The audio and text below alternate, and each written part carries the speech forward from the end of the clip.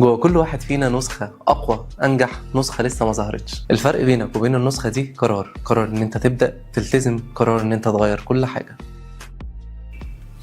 أنا محمد أشرف، مدرب معتمد، وهساعدك إن أنت توصل لهدفك بخطة تدريبية معينة، بخطة تغذية مخصوصة ليك، وهمشي معاك خطوة بخطوة أونلاين لحد ما توصل لحلمك. خلي هدفك حقيقي وابدأ الرحلة. مشاهدينا الكرام، أهلا بيكم في حلقة جديدة من برنامج الرياضة والتغذية. اتكلمنا في كل حاجة تخص الرياضة والتغذية. أما الحلقة دي بقى فهتكون عبارة عن تحدي ليك لمدة 60 يوم. لو انت عملت التحدي ده أنا بوعدك إن انت تخس أكتر من 25 كيلو، ولكن لو انت عملت التحدي ده مظبوط، لو انت مشيت على اللي أنا قلته لك ده بحذافيره، انت مش بس هتخس، انت كمان هتزيد عضلات، صحتك هتكون أحسن، ولو عندك مقاومة أنسولين بنسبة كبيرة جدا جدا جدا المقاومة هتروح. تعتبر الحلقة بتاعت النهاردة دي ملخص لكل حلقات برنامج الرياضة والتغذية. يعني انت النهاردة وانت قاعد بتتفرج عليا كده انت هتستفيد استفادة قوية جدا جدا جدا. فحضر كوباية قهوتك واسمع معايا بقى انا هقول لك ايه. اول حاجة لازم تهتم بيها في رحلتك للخسسان ورحلتك ان انت توصل لوزن كويس وان انت تبني عضلات، وهي البروتين. البروتين ده صديقك الصدوق، اقرب صاحب ليك. كل ما تاكل بروتين اكتر وانت عايز تخس، كل ما تشوف نتيجة افضل. ليه بقى؟ لان البروتين هو الحاجة الاساسية والحاجة الرئيسية اللي بتساعد في بناء العضلات وفي ان جسمك يشبع، وبيساعد في كل حاجة ممكن تخلي صحتك احسن. يعني انا اهم حاجة اقدر ادخلها في نظامي الغذائي هو البروتين. البروتين بقى اللي هو عبارة عن ايه؟ الفراخ، السمك، اللحمة. البروتين عبارة عن مثلا لبن. لازم تخلي بالك كويس جدا جدا وانت بتدخل البروتين جسمك ان هو يكون بكمية كافية وكمية كبيرة. تخلي على مدار اليوم كل وجبة بتاكلها لازم يكون فيها بروتين. معظم الناس اللي بيكون وزنهم زايد، او الناس اللي بيكون عندهم مقاومة انسولين، او الناس اللي بيكون عندهم مشاكل، بيكون مشكلتهم الوحيدة ان هو بياكل على مدار اليوم اكل كتير، ولكن اكل غير هيلثي. بياكل اكل مبوظ الدنيا، بياكل حاجات ما فيش فيها اي فايده له. بياكل مثلا مولتو، عصاير، شيبسي، بيبسي، بياكل بطاطس، بياكل مش عارف ايه، فبيبقى مهمل لعنصر البروتين. تيجي الشخص ده لما تيجي توجهه بقى وتقول له ان انت هتاكل بروتين والفطار بتاعك هيكون فيه بيض وهيكون فيه مش عارف ايه ولازم تدخل فراخ ومش عارف ايه، يقول لك ان الحاجات دي تقيله على قلبه لان هو مش متعود عليها. ولكن لما انت تدخل الحاجات دي في جسمك كل حاجه هتبقى احسن. انت هتشوف الحياه بشكل جديد، كأنه واحد مثلا كان عينه فيها مشكله ولبس نظاره وابتدى يشوف الحاجه بالوانها الطبيعيه. هتلاقي كل حاجه في صحتك بتتحسن، حتى نفسك، حتى تفكيرك، كل ده هيتحسن معاك. يبقى اول صاحب ليك واللي انت لازم تاخده صديقك الصدوق وتدخله في كل وجباتك لو انت عايز تخس بسرعه هو البروتين. تاني صديق ليك واهم صاحب ليك واللي هيبقى معاك طول النهار واللي طول برنامج الرياضه والتغذيه بنتكلم عليه هو الميه. الميه اهم حاجه. لازم تشرب ميه بكميه كبيره جدا جدا جدا على مدار يومك. في كل وقت انت بتشرب ميه. اول ما تفتح عينك كده، اول ما تصحى من النوم تشرب ميه، قبل ما تنام تشرب ميه، لو انت بتتمرن تشرب ميه، لو انت واقف في حر تشرب ميه، لو انت بتتحرك كتير تشرب ميه. كل لما تدخل جسمك ميه اكتر كل لما هتخس بشكل احسن، وكل لما جسمك يكون احسن. المعلومه اللي انت لازم تعرفها ان معظم جسمنا، يعني 3/4 جسمنا او تلتين جسمنا هو ميه. احنا اصلا عباره عن ميه. فكل لما الميه تنقص في جسمك كل لما الدهون هتعلى، وكل لما الدهون مش هينفع تتحرق. لازم تزود ميه في يومك بكميه كبيره جدا لو انت عايز تخس، او لو انت عايز تنزل مقاومه الانسولين لازم تشرب كتير. طيب اشرب ازاي بقى؟ بشرب على 3 مراحل وانا قاعد، ما بشربش وانا واقف. بقعد وانا قاعد بشرب الميه على 3 مراحل. باخد بق وبهدى شويه وباخد نفس او بسمي الله وباخد البق التاني، واخر بق هو اللي انا بشرب فيه الكميه الكبيره. حاول على قد ما تقدر كل ما تفتكر كلامي ده تروح تشرب كوبايه ميه. ولو انت من الناس اللي هم بينسوا ميه زي حالاتي كده، في ابلكيشنات كتير جدا على جوجل بلاي بتفكرك ان انت تشرب ميه. ولو انت مش عايز تستخدم ابلكيشن، استخدم الالارم بتاعك، شغله ان انت كل ساعه مثلا تشرب ميه. كل ما تفتكر ان انت لازم تشرب ميه قوم اشرب كوبايه ميه. الميه هتساعدك جدا جدا جدا. وعايز اقول لك ان هي الاكثر تاثيرا، والمفاجاه اللي محدش ممكن يقول لك عليها، ان اكتر مشروب بيحرق سعرات هي الميه. يعني العلم اثبت ان انت لو شربت كوبايه ميه قبل الاكل هتحرق بنسبة 30% أكتر من لو ما شربتش مية. أنت متخيل يعني إيه 30%؟ فالمية صديقك الصدوق. في بقى اللي عامل زي صاحبك ابو وشين، ده السكر والدقيق الابيض. السكر والدقيق الابيض دول من اخطر الكوارث اللي انت ممكن تعدي عليك، ومن اكتر الحاجات اللي وصلتك للوزن اللي انت فيه دلوقتي، انت او اللي عنده مقاومه انسولين او اي حد تاني. اي حد وزنه زايد زياده عن اللزوم ولازم يخس، فهو السبب في الزياده دي يا اما دخل نشويات بكميه كبيره جدا، يا اما دخل دقيق ابيض وسكر بكميه كبيره جدا. السكر ليه كوارث كتير جدا، غير ان هو بيعمل لك امراض زي مقاومه الانسولين وبلاوي سودا، الا ان هو اسرع حاجه تقدر تاخدها تتخنك. وقيس على كلامي ده، ولو انت عايز تجرب بنفسك انت ممكن تقعد اسبوع تاكل فيه سكريات، وتقعد اسبوع تحرم نفسك من السكريات، وشوف النتيجه والفرق على بشرتك، على شعرك، على ضوافرك، على نظرك، حتى كل حاجه انت بتعملها، حتى تفكيرك. فحاول على قد ما تقدر ان السكريات، انا مش بقول لك امنع سكر او اللي هو اقطع سكر بكميه كبيره، بس مش كل يوم يبقى مزاج عندك وكيف عندك ان انت تاكل مثلا سكريات وتجري تروح للسكريات، شوكولاتات وهريسه وبسبوسه ومش عارف ايه. وفي حاجات بقى اللي هي بيبقى محطوط عليها اللي هي ميكس، دي اللي هي بتبقى قنبله، مثلا تاكل حاجه فيها 1000 سعر حراري مره واحده وعمال تاكل ومتمزج قوي، وتروح لصاحبك تحكي له ده انا امبارح اكلت مش عارف ايه. انت بتعمل في جسمك كارثه، مصيبه سودا اللي انت بتعمله ده. جوه كل واحد فينا نسخة أقوى أنجح، نسخة لسه ما ظهرتش. الفرق بينك وبين النسخة دي قرار إن أنت تبدأ تلتزم، قرار إن أنت تغير كل حاجة. أنا محمد أشرف، مدرب معتمد، وهساعدك إن أنت توصل لهدفك بخطة تدريبية معينة، بخطة تغذية مخصوصة ليك، وهمشي معاك خطوة بخطوة أونلاين لحد ما توصل لحلمك. خلي هدفك حقيقي وابدأ الرحلة. ودي الأبيض زيه زي السكر بالظبط، مفيش أي اختلاف بينهم. بيعلي المؤشر الجلايسيمي، بيزود الدهون، بيسرع عملية التخن وزيادة الوزن.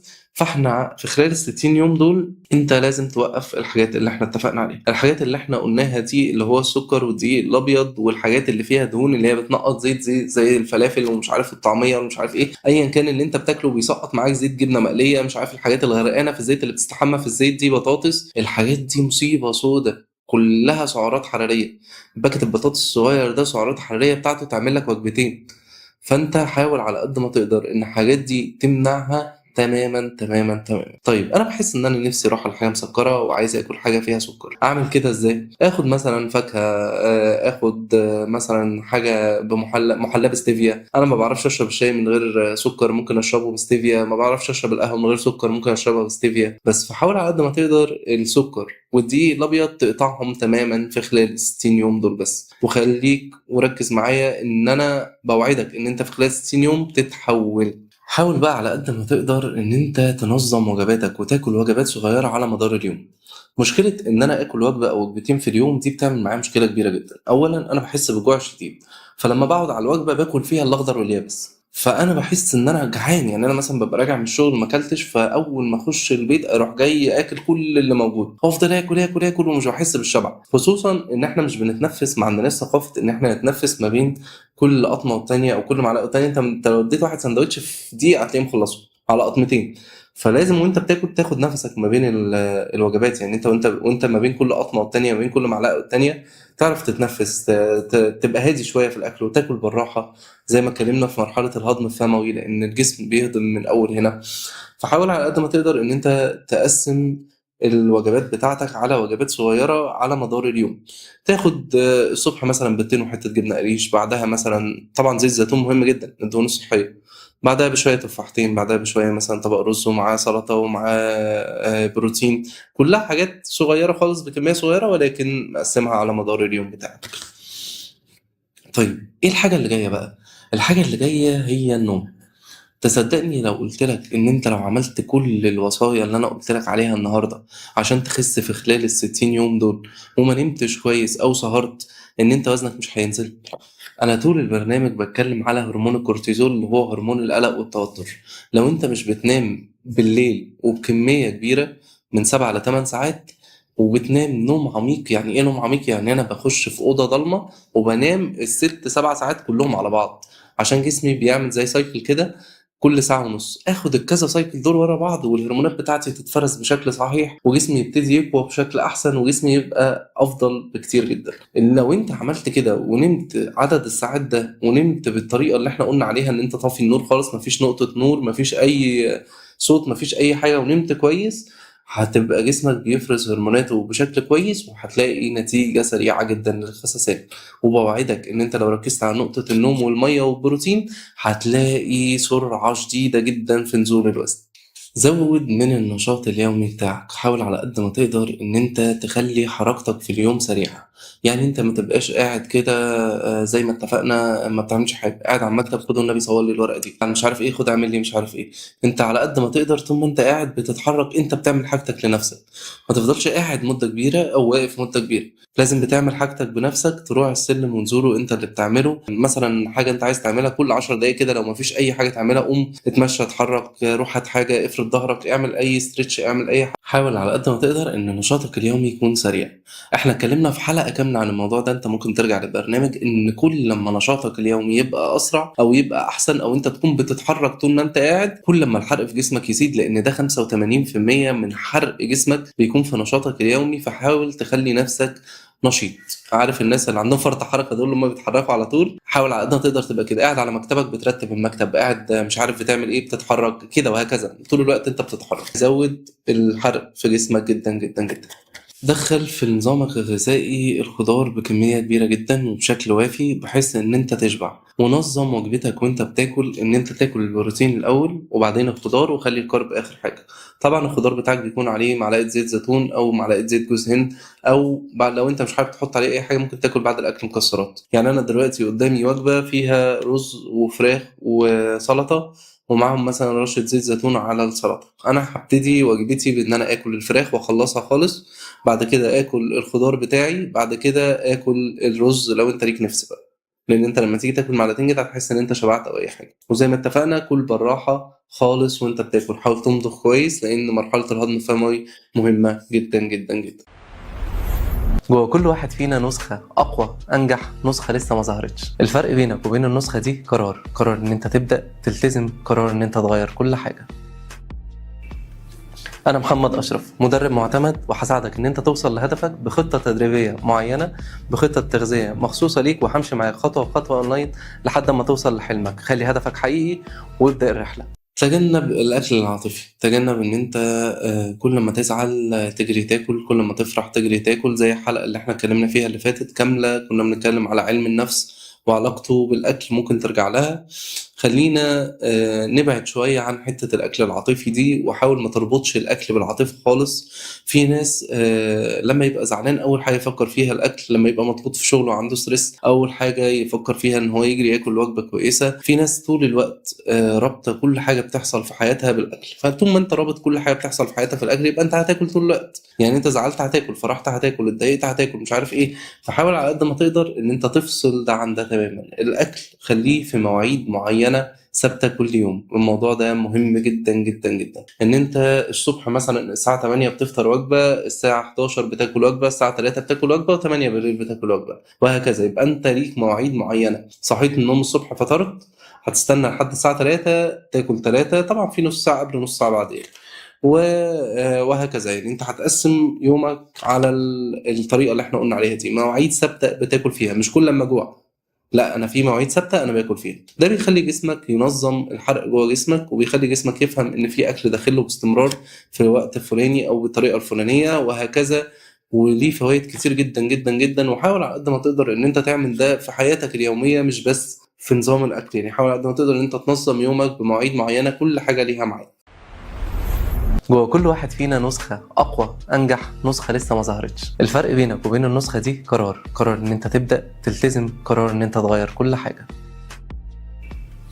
أنا محمد أشرف، مدرب معتمد، وهساعدك إن أنت توصل لهدفك بخطة تدريبية معينة، بخطة تغذية مخصوصة ليك، وهمشي معاك خطوة بخطوة أونلاين لحد ما توصل لحلمك. خلي هدفك حقيقي وابدأ الرحلة. ركز على جودة الأكل، ما تركزش على كمية الأكل. يعني مش كمية الأكل هي اللي بتشبع، ولكن جودة الأكل هي اللي بتشبع. والموضوع ده مهم جدا. الحلقة اللي اتكلمنا فيها عن السعرات الحرارية، أنا ليا 1000 سعر حراري في اليوم.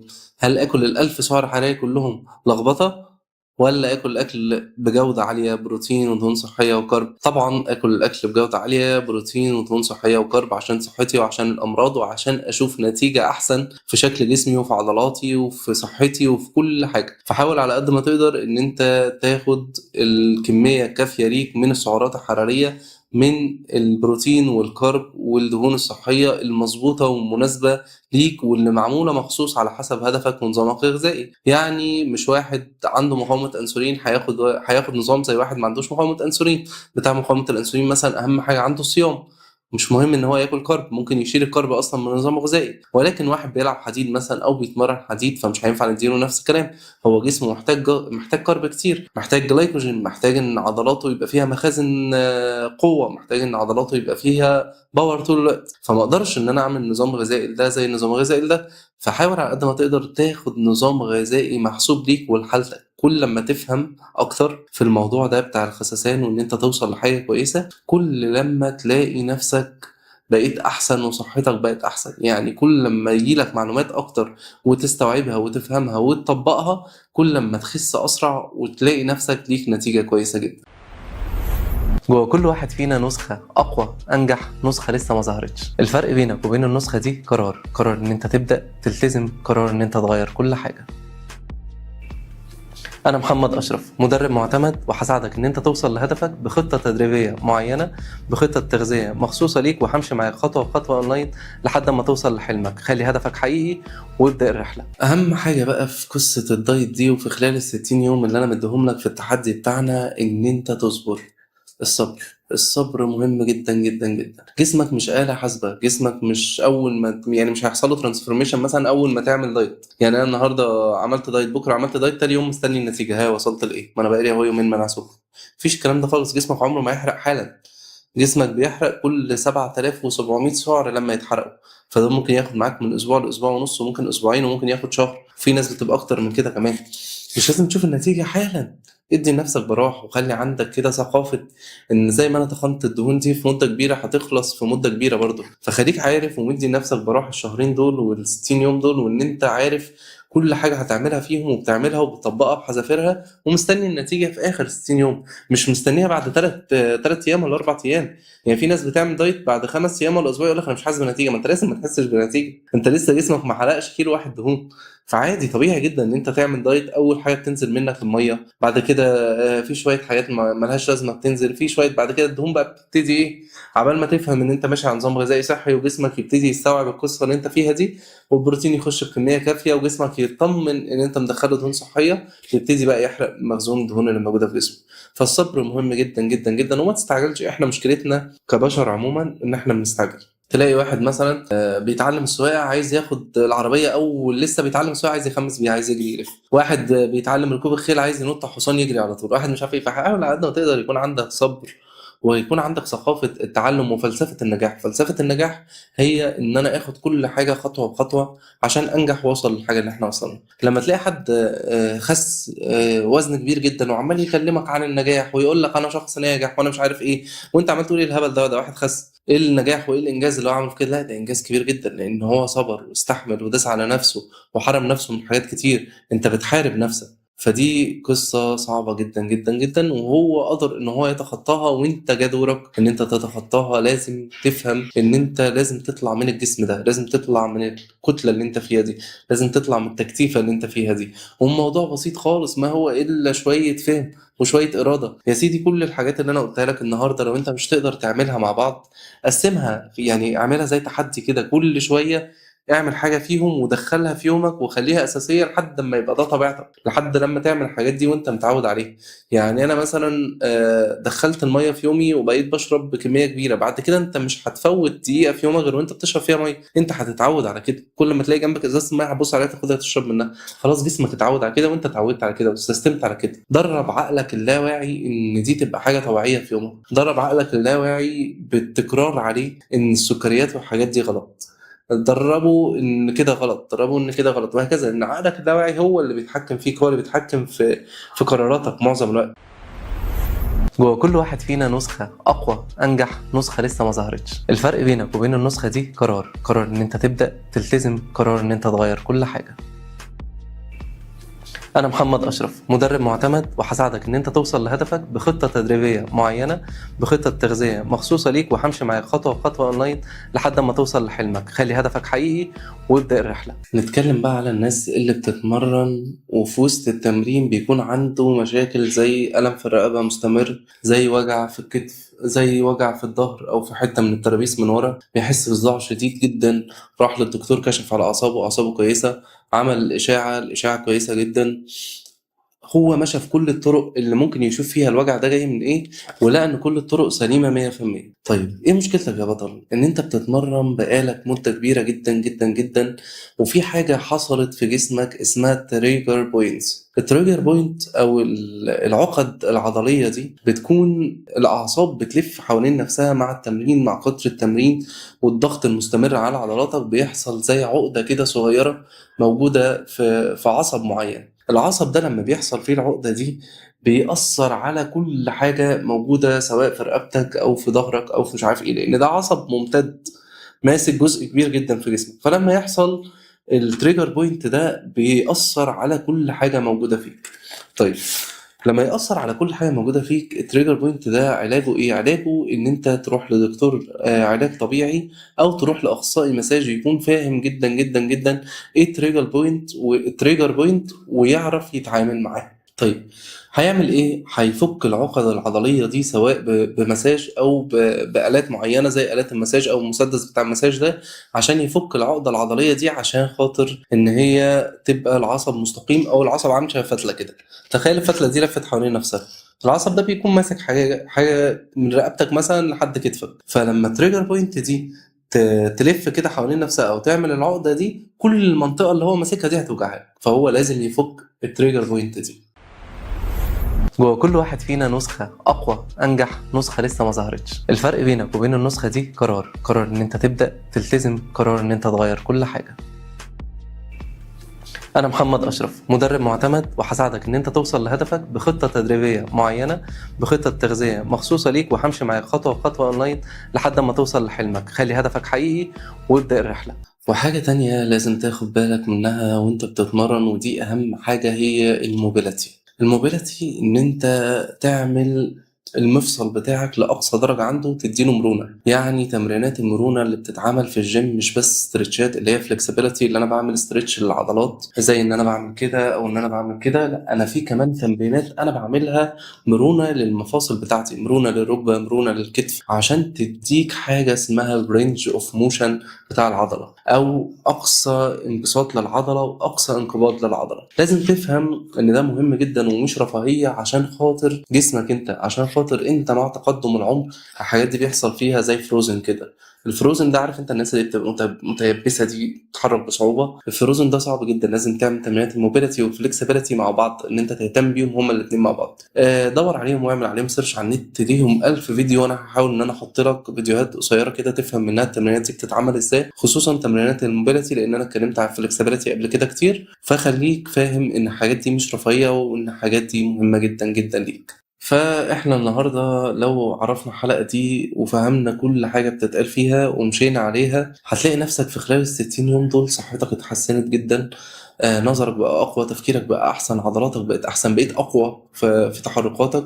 في تمرينات معينة أنا هسيبها لك من دقيقة لدقيقة ونص كده، لازم تعملها في خلال 60 يوم دول كل يوم الصبح أول ما تصحى من النوم. فايدة إن أنا أصحى من النوم أتمرن إن جسمي بيكون عنده مخزون دهون موجود جوه، فأنا لما بصحى من النوم كده باخد من مخزون الدهون ده على طول، مفيش أي حاجة أنا أكلتها النهاردة، فجسمي بيحرق منين؟ من المخزون بتاع امبارح، فيبتدي إن هو ياخد من الدهون دي أو من الطاقة دي. ولكن انا مش هتمرن بشده عاليه، يعني انا مش هتمرن تمرينات سريعه مثلا او كارديو او جري او مش عارف ايه، لان ده هيحط جسمك في ستريس، ومفيش سكر ومفيش اي حاجه يسحب منها، لان الحاجات دي بتاخد من السكر فهيضغطك جامد. هناخد تمرينات بسيطه خالص، مش عايز منك اكتر من ربع ساعه لنص ساعه في اليوم، وهتعمل التمرينات اللي انا هنزلها لك على الشاشه دي، وان شاء الله هتلاقي نتيجه كويسه جدا، وهتيجي تشكرني على 60 يوم دول. مشاهدينا الكرام، احنا للاسف مش بس وصلنا لنهايه حلقتنا، احنا كمان وصلنا لنهايه برنامج الرياضه والتغذيه. كانت رحلة ممتعة جدًا معاكم، وعرّفتكم كل حاجة ليها علاقة بالرياضة والتغذية، واتكلمنا فيها عن كل حاجة، وأنا كنت أتمنى إن إحنا نطوّل أكتر من كده،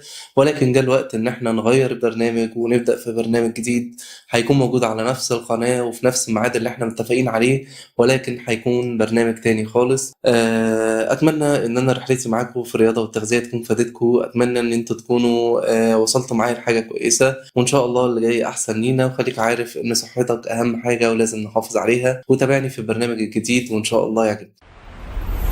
جوه كل واحد فينا نسخة أقوى أنجح نسخة لسه ما ظهرتش. الفرق بينك وبين النسخة دي قرار إن أنت تبدأ تلتزم، قرار إن أنت تغير كل حاجة. أنا محمد أشرف، مدرب معتمد، وهساعدك إن أنت توصل لهدفك بخطة تدريبية معينة، بخطة تغذية مخصوصة ليك، وهمشي معاك خطوة بخطوة أونلاين لحد ما توصل لحلمك. خلي هدفك حقيقي وابدأ الرحلة. جوه كل واحد فينا نسخة أقوى أنجح نسخة لسه ما ظهرتش. الفرق بينك وبين النسخة دي قرار إن أنت تبدأ تلتزم، قرار إن أنت تغير كل حاجة. أنا محمد أشرف، مدرب معتمد، وهساعدك إن أنت توصل لهدفك بخطة تدريبية معينة، بخطة تغذية مخصوصة ليك، وهمشي معاك خطوة بخطوة أونلاين لحد ما توصل لحلمك. خلي هدفك حقيقي وابدأ الرحلة.